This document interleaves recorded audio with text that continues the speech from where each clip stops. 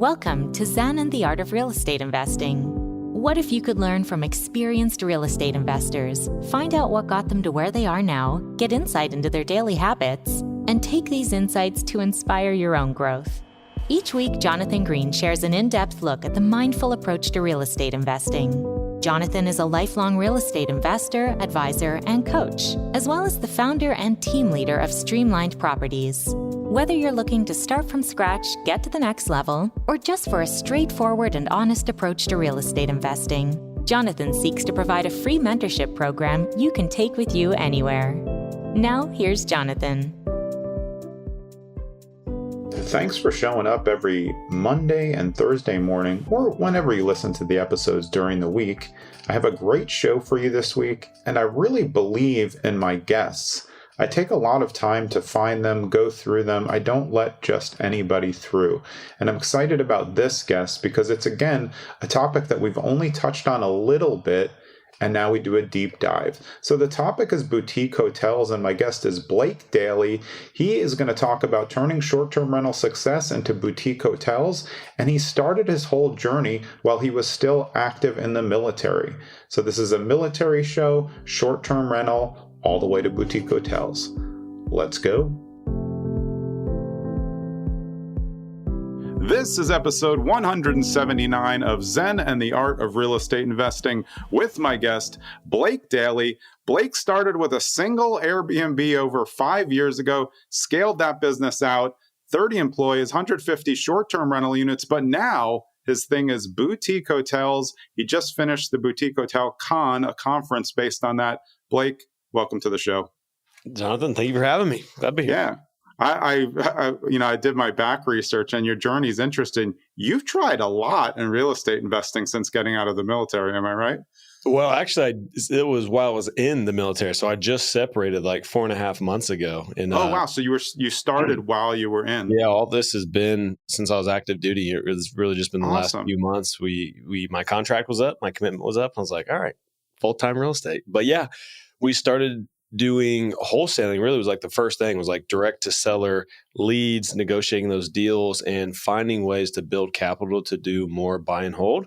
Yeah. There's a flip mixed in there, a whole lot of burrs, a wholesale. Yeah, we've done a little bit of everything. Cut our teeth early. Yeah. And I mean, I've definitely had former military on the show, and they're always interested while they're in, but not a lot of get to, I guess, even the beginning of scale, just because it's busy. How are you able to start going while you're, on duty, deployed, or things like that? Yeah, from the very beginning, it was just like a prioritization of like, this was the long-term plan that we knew that we wanted to go down. Yeah. Right. Buy real estate, build up the cash flow over time, and then get to a point where at the end of my commitment, at the end of 5 years, that I'd have enough cash flow to be able to separate if I wanted to. And that happened in like a year. So then I was like, wow. Oh, shoot, we're doing pretty good. We just had our, like, when I say me, it's like me and my wife. I feel like it's, a team of us.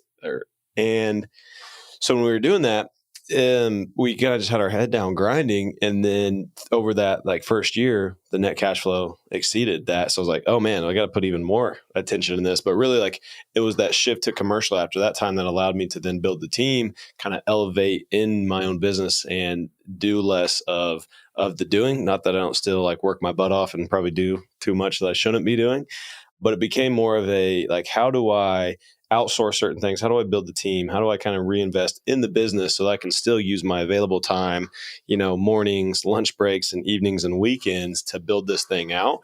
And then just, when you extrapolate that over 5 years, you can actually do something with it. Yeah. And over that time while you were working on it, while you were still in service, were you deployed for any of that time, or were you on bases that were at least close by? Okay. Yeah, so that made it a little bit more accessible for you.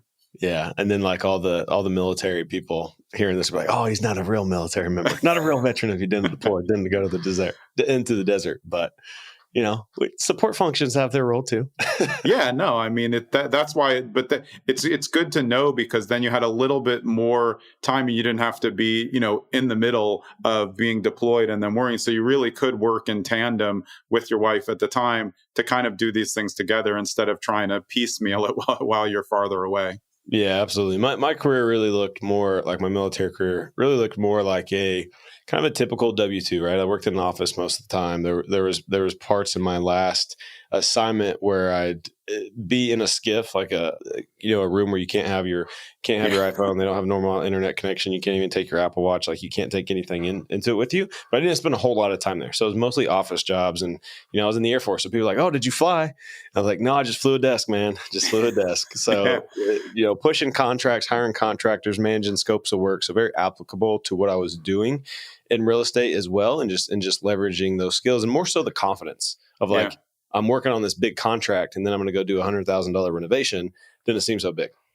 Yeah, and I've also found that I want to get your take on this. I found that people who've been in the military and understand the kind of hierarchical relationships and how it works are much better suited to scaling a business when they're ready because they understand that they have to do building blocks to get to the eventual goal. Whereas your regular person now, a lot of people are thinking like extremely short term. So they want to get that end goal without building the foundation. Am I right on that?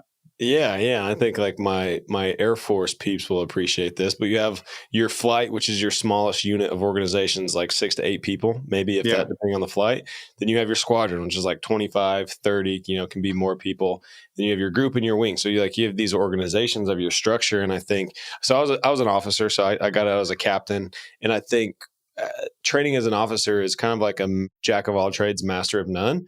So you get a very broad education. I went through the Air Force Academy and learned a little bit of physics, learned a little bit of engineering, so that when you're in this officer role, you're really kind of using the limited information you have to synthesize decisions. Is really what your role is. Kind of like taking limited resources and trying to make something out of it. And utilizing the team that you have with wherever you're at in that organizational structure to complete the mission or to complete your job, to do your role, to get all your contracts written by the end of the fiscal year. And I think through that, like these leadership muscles are built, and like also played football at the Air Force Academy. So like the sport of business is not lost on me, and like the team it takes to do that. So it was always like incorporating like leadership into it, knowing that I don't have to be the one to snap the ball, throw the ball, catch the ball, and score. Like you have your role within that. And then you have like the coach on the sidelines too, right? And you kind of like work your way through that as you scale up in entrepreneurship. So definitely coming from that background did help with those things. Yeah. And the jack of all trades, master of none, that was similar to how you started with investing because you're trying a bunch of things to figure out what was going to work in the beginning, right? You said you started with wholesaling and then knocked a few things around before you got to short term and now boutique hotels. Yeah. And it's like, it's all tools in the tool belt. That's how I think about it. It's all like skill sets, small subsets of skills. Like from wholesaling, it was finding and negotiating the deal. From like the flipping and renovating, it was managing the contractors, your scope of work, your timeline, and your budget to get the desired result. And then from like the STR and Airbnb side, it was like the operations. So it's like all these little skill sets that were built to then take it into commercial real estate and have more of this full picture of, full cycle, finding the deal, raising the money, managing the renovation, operating the deal, returning and doing distribution to investors, like all these things that you have to do as a real estate investor.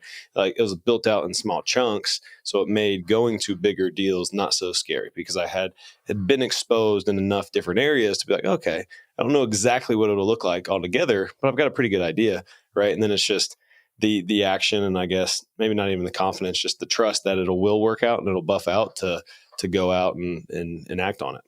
That's a really good perspective, though, because I think some people take a hit at wholesaling and then feel like it was a failure. And it's probably because they just didn't negotiate enough. If you negotiate and lose a lot, you're learning a lot about negotiation. And the way that you described it there with those parts building up is the building blocks. And similar to what I was asking about the military, I just think that's a good perspective that younger investors can learn from and say, great, if I spend a year trying to wholesale and I end up making no money, I'm going to walk away with a ton of experience and figure out how to use that in the next thing. And that's obviously what you've done because you keep going up a level in terms of the scale of operations, right? Yeah, that's exactly it. And I think, something like wholesaling kind of going all the way to the end of like the best investors that I can think of in my mind are like just incredible deal finders and structurers and negotiators. And that's their prime skill in their business is they bring the opportunities and structure it and the team handles it and manages it. So like when you start out in wholesaling, it can get a bad rap. A lot of people do it not well or not with integrity, Exactly. For the wrong reasons. Yeah. For the wrong reasons, right? They're just trying to get quick cash. But I think in anything in business, you make money when you provide value or when you help people. And as a wholesaler, right, you're looking for distressed houses, you're looking for distressed sellers, and divorce, death, like those are your big situations, or they moved out of the area, and you can I think you get the deal through helping those people and work on the negotiation and getting through all that. So, I mean, incredible skill set if you go about it the right way and know. And for me, I knew it was never the end game. Like I never wanted to build $1 million a year wholesaling business. That sounds terrible. To learn the skill of finding deals, negotiating deals to get enough done so I could build cash to buy and hold more real estate. So I think if that's the goal, is like use wholesaling to, as a stair step of like what that ultimate end goal is, which for a lot of people in real estate is, to get passive income, to reach financial freedom, to do what you want, when you want, with who you want kind of thing. Like that's the step to get there. Like it's not often that you buy your first deal and you get that, right? You've got to go through the work. You've got to put in the time and effort to build the skills. You got to build the skills to build the thing, right? Yeah. And I think if you look at where you're at now, which is the commercial arena, which is all relationships, anybody who's deep in commercial knows the more people you know, the better the deals are. It's not like you don't go on Zillow to look for large scale hotel opportunities. It just doesn't work like that. Crexy, it's not the same. And I think when you're saying like as a wholesaler, you become a new negotiator. One thing I had to learn because I was a trial attorney, I was a great negotiator, but that's a different story. I'm negotiating toughly on purpose because we're in a battle for justice. But when I got out in real estate, I was like, wow, I got to back it up a little, like relax, dude. Right? Yeah, right. Like it's not. So now I'm really good at that. But in the beginning, I had to realize that negotiating in real estate is really a people game. And like you're saying, when you show up on a wholesale, my first question is, how can I help you? Whereas these other people are like, I want to buy your house for cash. And they're like, I don't need cash. I don't know where I'm going. And that's what you learn. And now, haven't you seen that in commercial? Like really the one-to-one relationships are what gets everything done the bigger that you go. Yeah, you said it right on the head. Like if the people are where the deals come from. People is where the capital to close these bigger deals come. People is who you hire on your team to manage all these things. Like you have to have good relationships and be a team builder and really be a leader of your vision. And I always think about it as like you in your role as the entrepreneur, leading the charge, have to have a big enough vision and the gumption to just work towards it, but big enough so that you can fit that like your people and your team, their vision fits within it, right? They're achieving their goals by you achieving theirs, but realizing that if you provide value to people, if you help people, you help yourself. Yeah, of course. Yeah, very well said. I want to go back though, because so you got into this when you were in the military, but when you were growing up, were you thinking about real estate at all? Like when did real estate first pop into your head as like, hey, is this part of your exit plan, or were you thinking about it when you were a kid also? As a kid, it was business. It wasn't quite real estate yet. I think my genesis into real estate probably was similar to a lot of people's, of like read Rich Dad, Poor Dad. Yeah. I knew I wanted to go into business. I knew I wanted to, build something. I knew I wanted to work for myself and not work a job for, 50 years and like be in retirement and, do that whole game. So as I got into real estate, went from Rich Dad, Poor Dad into the bigger pockets rabbit hole and learning all that. And then this was while I was in college. So I was later I was majoring in management. So like resource management, financial management, business classes, very related around like a bachelor's in business, very similar degree. So that always is what interests me. And then upon graduation, I was like, okay, cool. I've got the VA loan. I'm going to go jump into it and just learn by doing now. Like you can only do so much learning on a computer screen or reading books. Like eventually you have to get in the arena and, think that you have this great idea and get punched in the face and figure out how you still make some money and salvage a deal and, get the seller to say yes to your offer. Yeah, I mean, obviously you brought up something important for military personnel. It's that VA loan, and that opportunity is there for real estate.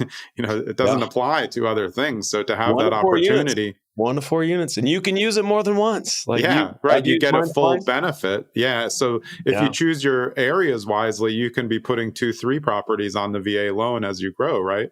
Yep, that's exactly what we did. We bought two in my first duty station, 12 months apart. First one, 0% down, 2 units. That was our first house. We cash flowed to live there for free. The next one, we rented out the other unit that we lived in, plus it was another 2 unit purchase. So we essentially got 3 rental units, now 4 because we don't live there anymore, for 0% down. And it's like an incredibly powerful tool for those in the military.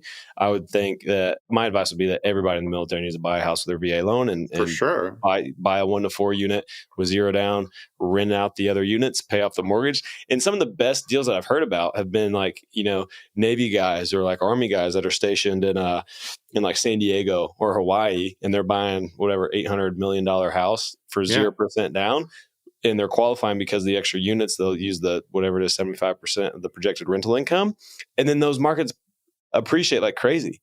So a lot of those have doubled in value. These military folks have made $1 million in equity. They became millionaires through a 0 down buy and hold property. Yeah, and it's a different vibe than FHA, even though I completely believe in the FHA loan also. It's just that it has a bad rap as some like the one for people who don't have a ton of money. VA is looked at different. FHA is not that, but I know that's the outward perception. VA is like, hey, I'm getting this benefit for the service to the country.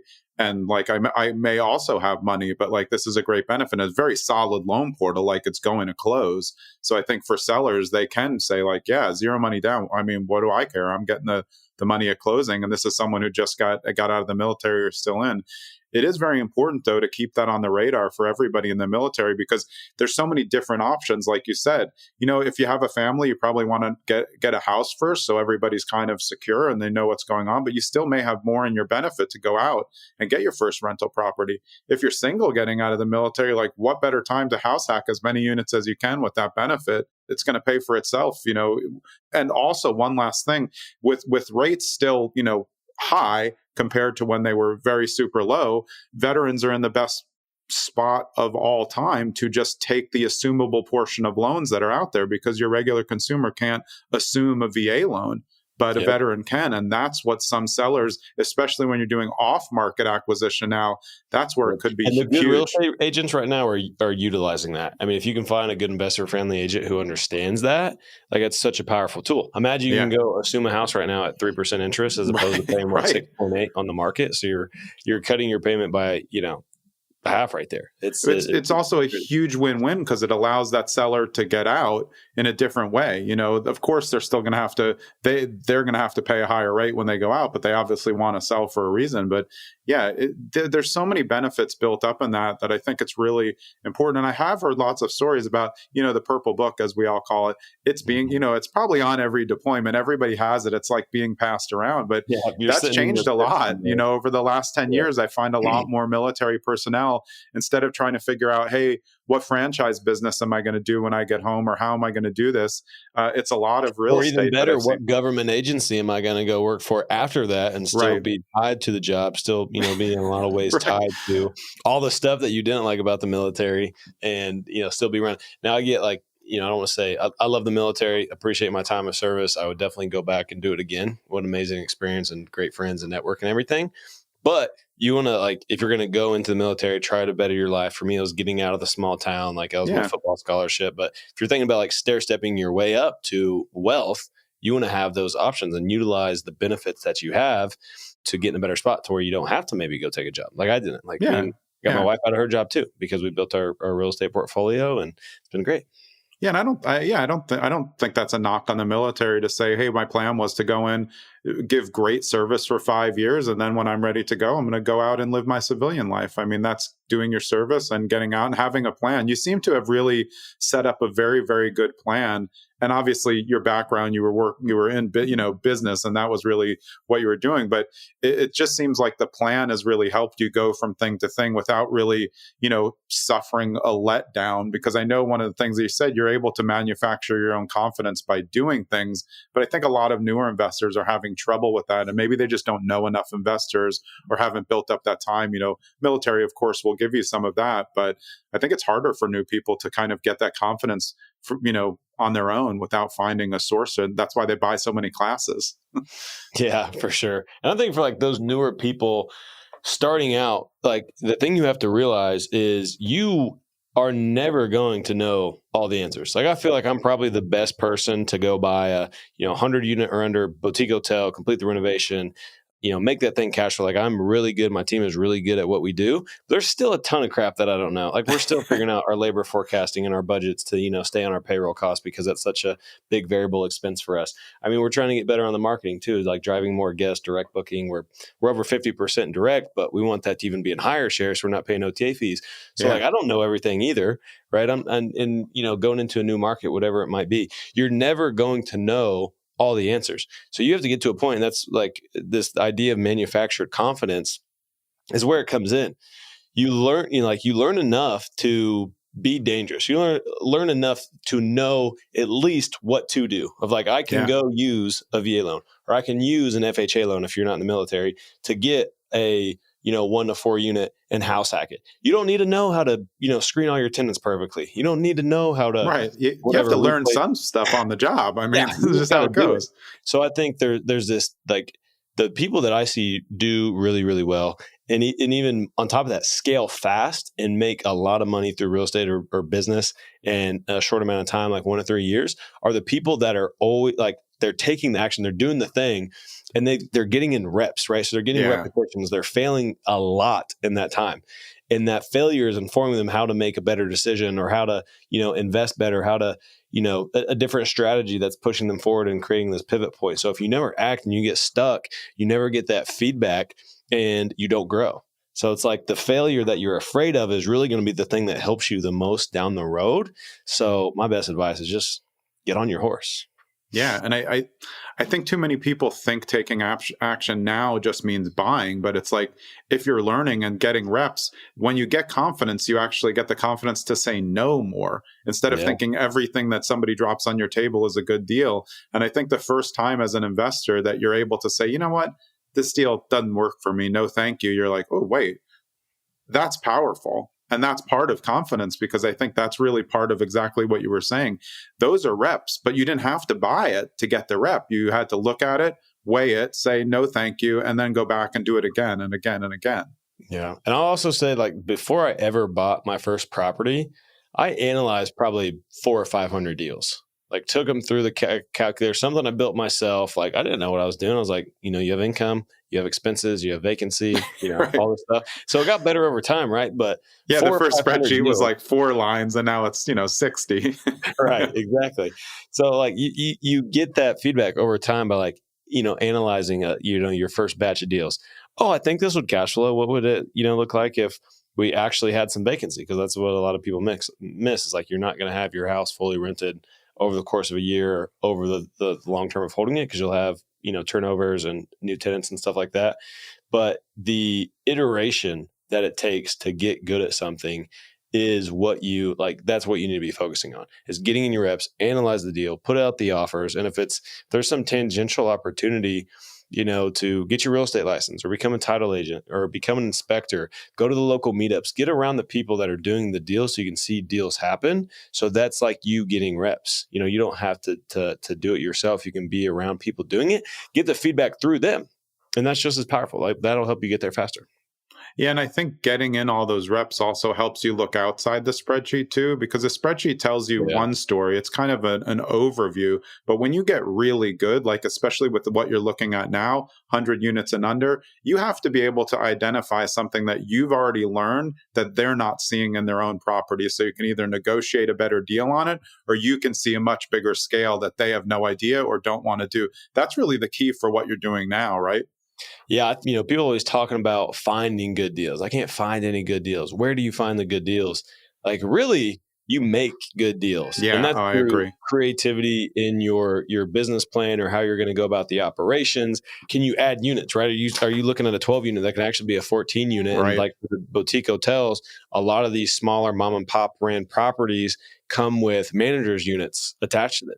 So if you're going to run a 12 or 14 unit, you don't need that front desk staff and you don't need that office. You can put smart locks up around the whole property, integrate that into your property management system. So when somebody books, they get their code. Then that office can be renovated into a rentable unit. If other people are looking at that for what it is, they miss that $40,000, $50,000, $60,000 of extra income that can make the deal, right? So it's really finding ways to make good deals. And it's not just looking at the broker provided OM or the offering memorandum. It's looking at it through your lens, through your experience, like what's here that I could create. Maybe like on a multifamily property, it's adding storage units, or maybe adding some STRs into, in some of the units to get higher revenue to boost the NOI. Like there's so many different ways you can create value in the commercial space. It's both through generating more income, but also cutting the expenses, because your value based on the net operating income. So like your gross income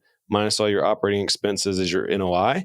And you're going to take that divided by your debt to get the value, by your cap rate to get the value of the property.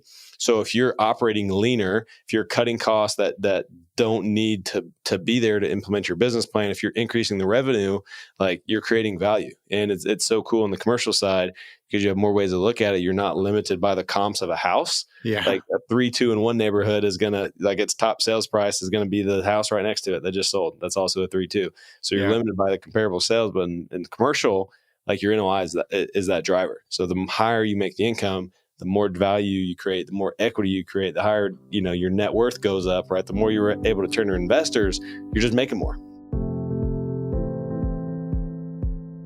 Hey, it's Jonathan. I hope you're enjoying this episode with Blake Dailey and learning about what it took for him to go from in military to out of military and figuring out all the asset classes in between. By the end of the show, you're going to hear all about boutique hotels. And if you're hearing this episode on the day it came out, I should be at BPCon right now. But as I'm recording this, there was a huge hurricane, a weather anomaly. So I'm hoping that I'm at BPCon when you hear this. And if you're there and you're listening to the show, make sure to find me. Let's get back to the show with Blake.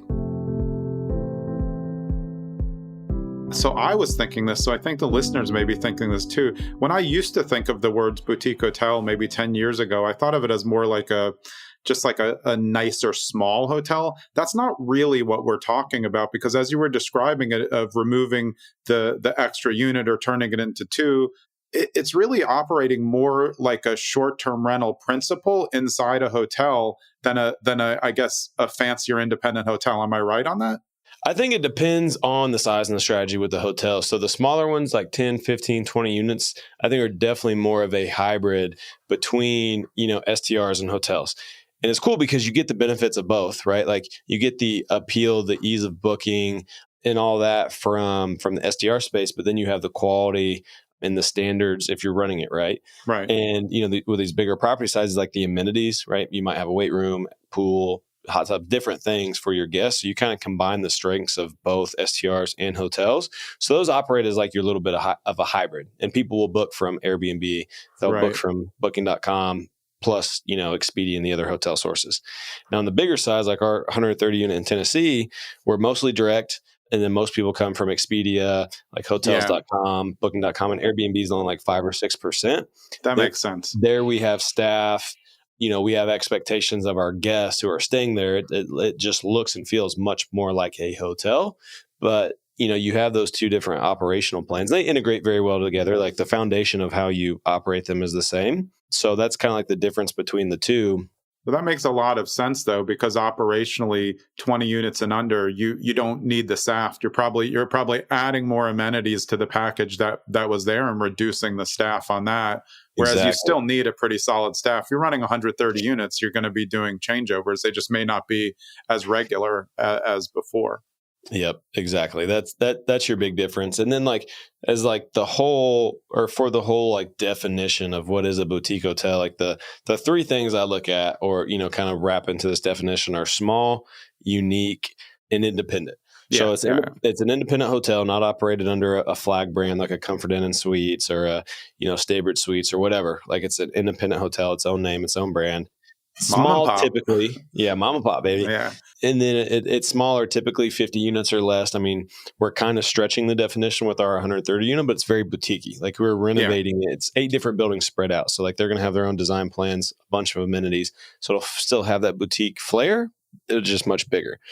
Small, independent, and unique. So like the unique is the design, like you said, a nicer hotel, like better amenities, more impressed by the design. A lot of it's like, will kind of integrate with the location and where it's at. And they're typically in like trendy submarkets in their areas. So that is kind of what fits in a hotel. So it's not your, off the highway or downtown, high rise type hotel. It's not your flag hotels. It's kind of its own thing, which makes it fun, right? Like that's where the creativity comes in, is you can kind of make it whatever you want, but yeah, with the right operational foundations and, the team and the management, the systems operate it like a well running hotel.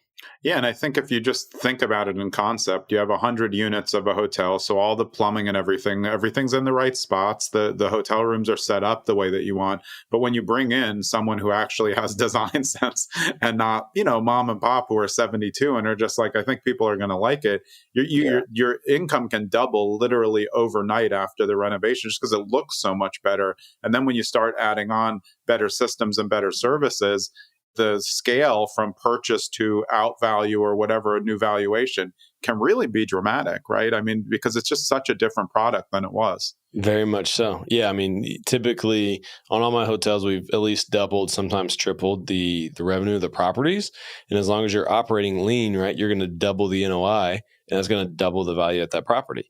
And that's such a cool thing. And that's like doing it well, but not as best as it, can be done. Yeah. So, and I think like for anybody listening, the opportunity here is, I think, maybe broader or bigger than maybe people realize, because you have most of these hotels owned by, like the baby boomer demographic who are like retiring at, I think it's like 6,000 per day or something like that. There's a lot of people retiring right now that are business owners, and that's what these hotels are, as businesses. They live in them, they operate them. They can't give them the family. So if you find these older, outdated properties, I mean, they're in every market across the country, right? You can find them in lake markets, mountain markets, beach markets, like metro markets, and you can actually get really good real estate in these good locations because they're run down, because the income's so bad. But if you have a retiring baby boomer operator, you can get in with seller financing, not have to go through the bank. Huge opportunity, right? Because then your basis and your interest rate is going to be lower. You can negotiate your down payment. And three out of my 6 have been seller financed. And it's such an easier way to get in than trying to go get a commercial loan or an SBA loan, which might be a big barrier to somebody like jumping into the commercial space. But if you can lower that barrier just by finding the right deal and the right seller, then like we talked about, negotiating and putting the pieces together, you've got a great value add opportunity. We're very bullish on Boutique Hotels right now. Yeah, I mean, I think people forget that seller finance is a big player in the commercial game, and it's also in the mom and pop. They're investors too. Yeah, and it's everything because they don't need the money. They're 70. They already have other houses. This was a business that they need to transition. Yeah, right, exactly. And they like the income more than that front down payment can be so much less because they don't want to pay out a big chunk on capital gains. They'd rather pay it incrementally. So it allows you to really create something. And a lot of them are kind of quasi partnerships in the beginning. I don't know if any of yours were where you dial them down. Yours are usually going to be renovations, but some people, in the business, when you're buying a business, sometimes you keep them on for 2-3 years. They get you up and running. So there's a lot of different options when you're finding these deals yourself. So looking for these deals, though, how do you go about it now? Are you doing direct marketing to find them, or are you just using relationships to get into the areas where you think now, again, with the reputation, that you're going to be able to find more deals? Yeah, kind of all of the above. Like I had somebody in my hotel community in our group go knock on a door and call owners of hotels and found one and got one under contract that way. We have more people doing that as well because they're mom and pop operated, right? If you call the front desk, you're probably talking to the owner. If you stop in and ask to talk to the owner, it's probably them who you're asking, or they're there in the back somewhere. So I think you'd be really surprised how easy it is to get in touch with some of these. And then you can use like if you're maybe buying outside your area and don't have the ability to go drive to it, or can't find the number because they don't even have it listed, which is more common than you think. You can go on like something like ListSource and put in your zip code and filter by hotels and motels, get the printout of the 50, 100, whatever it is, hotels and motels in that area. And then probably just filter out, type them in Google Maps or whatever, filter out the big branded hotels because, a REIT or a hedge fund's probably not going to sell you their hotel at a discount.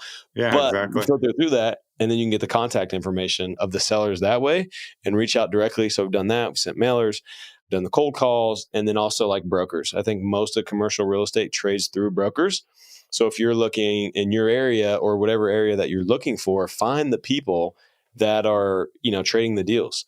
Like a lot of these, the broker's whole job is to network and create relationships so that when a person's ready to sell, they call that broker. So you're like, when you're doing direct to sell, you're trying to go direct and cut out that broker. But the brokers, the good brokers, at least in the area that you're looking, already know those sellers that you're trying to. Of course, they probably are just waiting. The prices they've aren't already right. been to a cookout with them. They know what grade their kids are in school, their grandkids, whatever it is. So like, if you can find them, and then it's like the whole competence game, right? You got to get a broker to trust you and get you to take you seriously. And a lot of times, I see the biggest hesitation for one, people to just pick up the phone, right? It's so hard to build the momentum, and I'm like, just do it. It's not. You're never going to think after you put down the phone that it was hard as what you thought before you picked it up. It's never that hard. Just make the call. No, that's like you're asking someone out for your first date. You're like, oh, it's going to be the worst. And then you call and they're like, yes. And you're 12 years old. You're like, I mean, well, that was easy. Yeah. Why didn't I do that the whole time? So you got to make the calls and then follow up. Because I think a lot of brokers are like, they only get paid on deal trades, right? So they're not trying to waste their time, talk to all these, newbie buyers. But if you are taking it serious, if you're doing your due diligence, you're looking for these deals, you're trying to make it happen, do the follow-up. Like follow up with that broker. Like, oh yeah, I remember talking to you last month. Something just came across my desk. Because you never know when you're going to, have the network or the relationship when the deal's there. So just like the broker would on the owners, you have to stay on the broker so that you're top of mind when deals come, they send them to you. And I think just network in general. Tell people what you're looking for. Not many people are looking for boutique hotels. So if you were the person that is, you're going to stick out like, oh, Blake's looking for boutique hotels. So I get a lot of deals sent to me now, but I'm, not unique in that category. If you tell people what you're looking for, I think you'd be surprised of what comes back. Yeah, I think some people are like, well, I don't want people to know what I'm doing. A lot of people are doing it. It's like you're not going to get anything. Then you have to be able for someone to know who you are to be able to bridge those deals in commercial. You know what people won't pay attention to? I'm a commercial multifamily investor. In the Facebook bio, I think that's everybody. Yeah. Everybody who hasn't done a deal yet, hasn't done a commercial deal, is a commercial multifamily investor. But you're going to stick out as like, I'm looking to buy value add boutique hotels in, X city. I'm looking for 20 unit boutique hotels that I could automate the check-in process, not need front desk, and improve the NOI and, hold it and sell it for, a big payday one day. Like, oh shoot, that sticks out. It's something unique. Yeah, I agree, and I think the tighter your buy box is, the better deals you'll get, because you're saying like, hey, this is what I'm looking for. I need to fit it in here. Don't send me the other stuff. Yeah, and then of course you make said earlier too. It's like you got to know what to say no to. Yeah. So that you can clarify that search, not waste your time, not waste the broker's time. And when you do that, like pair that with like the repetition of looking and analyzing deals, putting out the offers, even if they're lower than what you should, those repetitions, that's when you start getting the traction. Yeah, absolutely. So geographically, what are you looking for in a geography? Are you looking for any type of traffic flow, or is it just a hotel and then you're matching it with the area to see if it meets kind of what you're looking to do? So typically I'll start with the area, right? Like I want to identify the markets that I would buy in based on a couple of criteria, which I could share. The one exception, I'll be like, if you just get a killer deal and then do your market research, like, man, this is actually a good market too, then you can pursue that. But I think it's always easier to, which is actually the scenario with this one in Tennessee. Like we already knew the market decently well, but hadn't bought here. But somebody sent me the deal. I was like, ooh, that's a really good deal. Let me dig deeper into the submarket. But I like starting with the market, and I like to look at the sources of tourism in that market, right? Do you have multiple demand centers? Like, do you have events and festivals and things like that in a state park and a national park, or, some kind of museum, or like whatever it is? What brings people to your area, and knowing that? And then how many people are coming to that area every year? And then I think I want to look at those two things in contrast to how many like what the population is, like the actual population of the town. I do not like buying in really rural areas, especially like isolated rural areas, because you don't have the labor pool to staff your hotel. Yeah. If you're going to buy something that's more of a business, you need, maintenance, you need housekeeping, you need maybe a market manager or something like that in your area, depending on the size. And if you're in a town of 200 or 300, that's going to be really hard to do. So I like, bigger markets, 10, 15,000 as kind of a minimum for like these destination markets. And then I like to look for just that as like these destination markets that attract me as a traveler, that I want to go spend time in and that have things to do. Like I like to mountain bike and snowboard or, fish in the summer. So it's like guest is like thinking through what is their draw in. Are you a 4-season market? Are you going to be super season like a beach market where you shut down in the winter? Yeah. And thinking through those things and what your investment goals are. If it's cash flow, you probably don't want to be in a super seasonal market. So it's looking through those filters of location. And then on the property side, then it's starting to look at, your price per key, what the current and the target average daily rate is. So how much you can increase the rates through your renovations based on the quality of other hotels in the area, or maybe even a little further out if you can't find the right data, and based on their amenities. So if you're going to, buy it and they're charging $100 a night, what's your plan and what's your basis for getting them to $150 a night? And does that increase? And, maybe you're keeping the cost the same or cutting them because you're cutting out front desk staff. Like, does that give you the, the financial backing that you need to go forward with the deal? And if so, send it. Yeah. Without the offer. Yeah. Is parking another important consideration? I've also seen where older hotels, those are usually more chainy, but they have a lot like too much parking, like not necessary anymore. Not everyone's pulling up in 2 cars. And so there's some repurposable space. Are you looking for those or other areas like you were saying in the beginning where, hey, there's more space back there. This hotel's not using it. We could turn that into 3 pickleball courts. Absolutely. I mean, it's always looking at where can we add amenities, because those are the things that are going to drive the appeal. Those are things that are going to get people's attention when they're looking online, because that's where people are booking now most of the time. As a hotel, you will get a lot more calls than short-term rentals. It's a lot of questions and things like that. Not so many phone reservations, but we still probably do 15, 18% of our reservations over the phone. So you will have That's that. so weird. I can't believe people, it. Yeah. But most people are booking online, especially at a smaller, boutique hotel. Everybody's going to find it online. So you need to have the things that are going to catch their eye, that are going to stand out, that are going to drive that appeal factor to, get the views on your listing and then get people to book. Similar to how, like you do in the STR space of like your hero photo, optimizing your listing for the flow of the photo so it attracts people and then they book. Very similar on the hotel side, and most hotels do really bad photography. So you'll stand out easily there. So it's like, how do you repurpose space? And a lot of it's like, can we add fire pits? Can we add a pavilion? Is there a place to add a pool? Is there a current pool space that's way underutilized? It's just all concrete and a pool of water in the middle of it. So it's taken what's there and the space that's there to repurpose and create amenity areas. And then for the parking, some areas will differ, but in like the markets that I've been in, it's typically like 1.1 parking spots per rentable room plus 1 spot per employee that you have. Like typically if you're going to buy like a 15 unit hotel, you need like 16, maybe 17 parking spots. And that's an important thing because they'll own, like if you're going to do a full renovation and like shut down and then need a certificate of occupancy to open, the fire department and the building department will look at that. And then you will only get permitted to rent, the amount of rooms that you have parking for. So you definitely have to look into that going forward. That almost shot me in the foot on my first hotel. So parking, I'm always counting parking spaces at hotels. Yeah, good. I'm glad we brought that up. It is more important. Parking lot with a notebook. Well, that's the last thing you want to come up. Look, you're only good for 12 units, but we have 16. Well, 4 of them are not ready yet until you can find 4 more, 4.3 more spaces. It's really important. But this is how you learn. Like you said, you didn't know that on the first one, but you certainly didn't miss it on the second one. Right. And it's just part of the action, right? If I were to let that hold me up, maybe I don't buy that deal, and then that doesn't snowball into these other deals. Yeah. Well, so tell me about Boutique Hotel Mastermind. That's something that people can join and learn more about doing this. If they obviously need a decent amount of capital to get into the game, but of course, a lot of people are finding partners through masterminds that become lifelong business partners.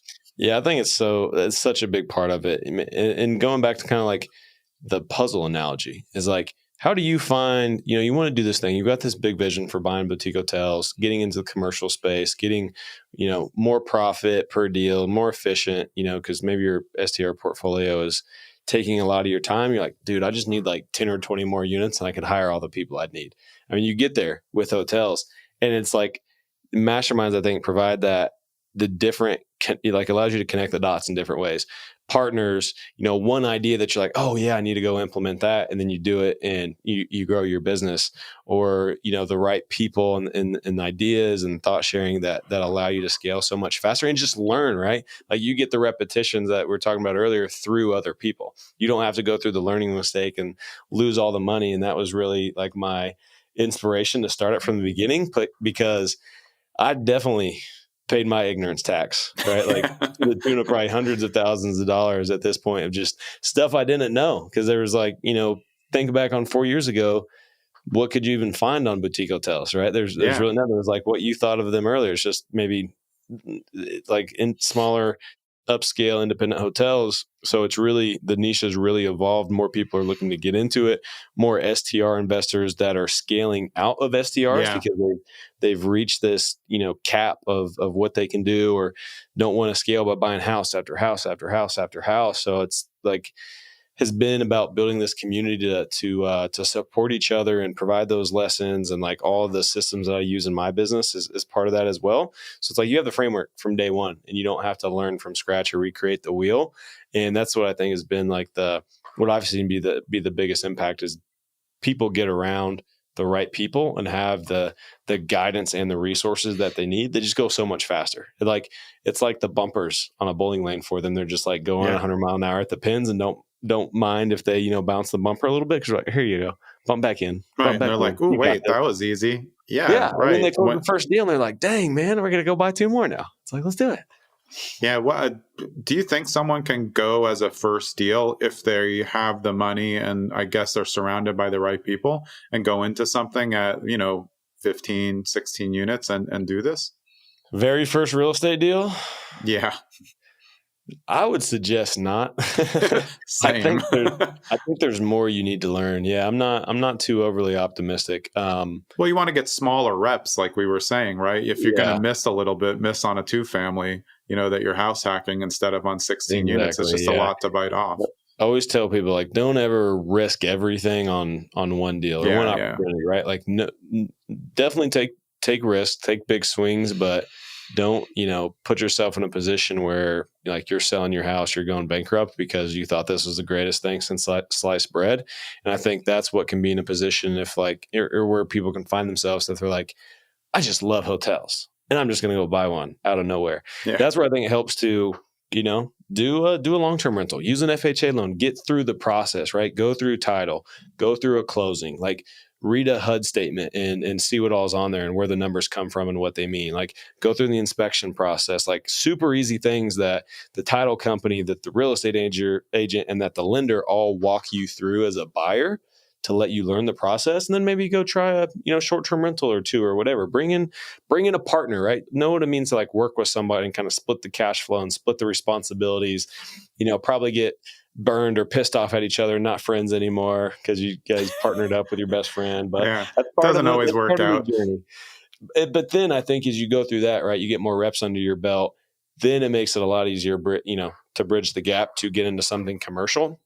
And I think that's in everything. Hotels, multifamily storage, like it really helps to start residential and just get your reps in, get a deal under your belt, go through a process because you're going to be so much more. You're going to have so much more insight.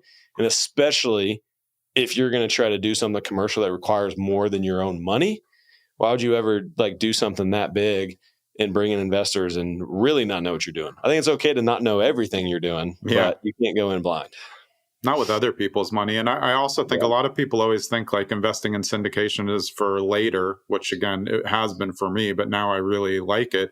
But I think if you want to get into, say, hotels and you invest as an LP into a hotel syndication, you're definitely going to be getting all the deliverables. You can probably have great access to ask questions and you have no control over the wheel. So then you can see what they did. And then you have a lot more leverage of that, at least in the same asset class. Whereas you have to do a big upgrade when you go from a multifamily, to 14 units, especially if you haven't done short term. But I really do think that the transition from doing short term to boutique hotel makes a lot of sense. because it's a full hospitality play where multifamily is not. Like, this is a hospitality business. And now instead of doing one-off hospitality on every unit, you can go bigger. I've seen STR investors scale up into hotels and do way better than multifamily guys try to do hotels. Yeah. Oh, I agree. It makes sense. It's because of the hospitality. STR investors at least understand the business model from that guest experience type level, from like reviews or everything type level, and bring that forward. And of course, their learning curves of like commercial real estate and the more robust operations.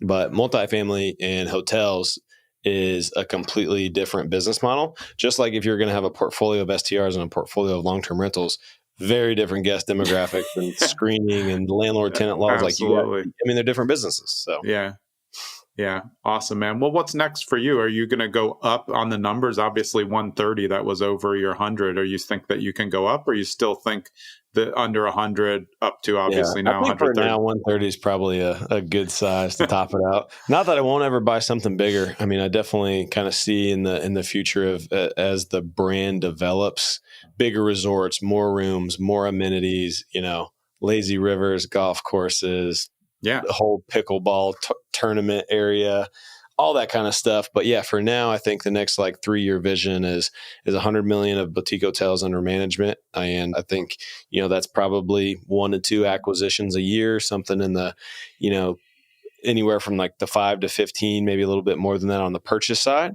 to where we're going to, double the value of those properties or more over a 3 to 5 year play. And these, probably 50 to 100 unit hotels that generate $1 to $2 million or maybe more, and are just really focused on the design, on the amenities, on the experience that guests have, and then building out the hospitality brand around that on the back end, of our guest network and our marketing and our email list to really cross sell our destinations, right? So we can have stuff on the beach, we can have stuff in the mountains, stuff on the lake, stuff in the city, and then wherever you're going, you can stay with the Explorant brand and know what you're going to get when you go there. So that's what we're looking at. A little bit, I would say asset, like the hotel itself, agnostic, meaning that we'll have different kind of assets. We're not going to have the same structure and everything. Like when you pull up, it won't look exactly the same, but you'll get the same experience and the same quality and the same kind of amenities. Insides of the rooms will be more similar than the property itself, because we really want to pull in the environment and the design inspiration of the area that we're in to inform the design and everything. So that's what we're building out. Yeah. Awesome, man. And where's the best place for people to get in touch with you? Is it at your website, which is Blake Dailey, DAILEY.com?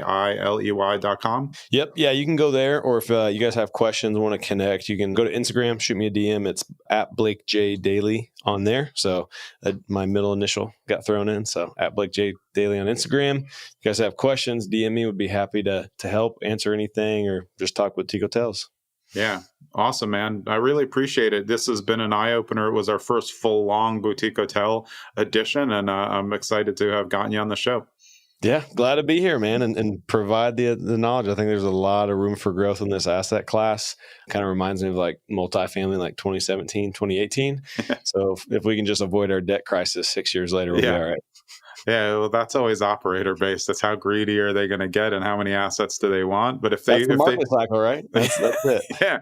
Well, I mean, if they just follow how you got into this and what we talked about in this episode, I think you've laid out a really good blueprint for somebody figuring things out, scaling up into something that they're really passionate about, and then building around that. If maybe for somebody it turns out it's not boutique hotels, but it could be something, but you don't have to get there on your first swing.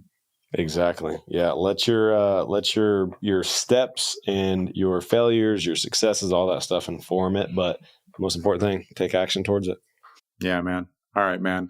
Really appreciate it. Thanks for spending the time. I look forward to staying in touch with you. Yeah. Thanks again, man. All right. That was Blake Dailey. I'm Jonathan Green. We'll see you next episode. Thanks for sticking around till the end so you can get a preview of the next episode. That's what's different over the last probably 15 or 20 episodes. I'm making the middle, the intro, and the outro all specific for the episode, so you don't feel like you're getting any canned content other than that musical intro. Next episode, my guest is Tom Dunkel of Belrose Storage. Now, you're going to find out, of course, that this is a self-storage show. The reason why this is so interesting that we're talking about a lot of different things as they relate to self-storage. Is it passive? How do you build a predictable portfolio? And what it takes when you're up against institutional money coming into the game. Stick around next episode for Tom Dunkel of Belrose Storage Group. See you next episode.